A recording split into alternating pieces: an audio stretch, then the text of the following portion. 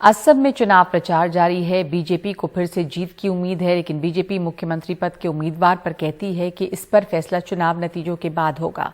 Assam BJP के अध्यक्ष रंजीत कुमार दास का कहना है कि जहां हम सत्ता में होते हैं वहां सीएम उम्मीदवार का नाम प्रोजेक्ट नहीं करते हैं। उनसे बात की है रतनदीप चौधरी ने। इस वक्त हमारे साथ जुड़ रहे हैं बीजेपी के असम प्रदेश के प्रेसिडेंट रंजीत दास।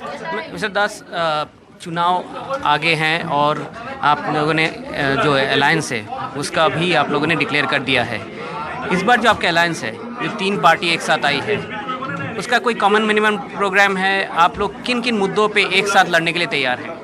जो सुरक्षित Assam, that means security and development, क्योंकि विकास का जो मुद्दा है, विकास का मुद्दा है, पहला मुद्दा होगा।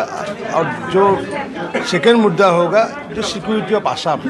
ये दोनों मुद्दा को लेकर के हम लोग असम गण परिषद और यूपीपीएल को साथ अलायंस करके असम का लोगों ने निश्चित रूप से हम लोग का सरकार तो बनाएगा, निश्चित रूप से बीजेपी प्लस इक्वल टू 100+ बनाने के लिए हम लोग प्रयास कर रहे हैं। आपने इस बार मुख्यमंत्री का कोई चेहरा आपने इस बार प्रोजेक्ट नहीं किया, तो क्या बीजेपी इसके ऊपर क्या मत है पार्टी का?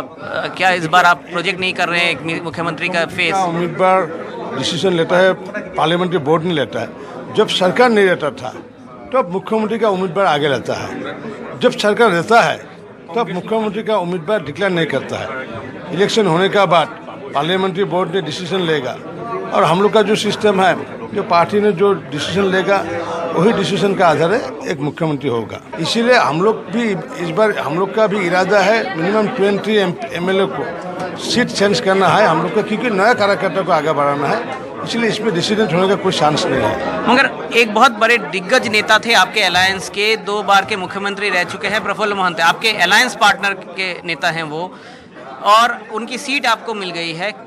किस लिए इस बार बीजेपी को वो सीट मिला जो कि 6 बार वो वहाँ से चुन के आए हैं?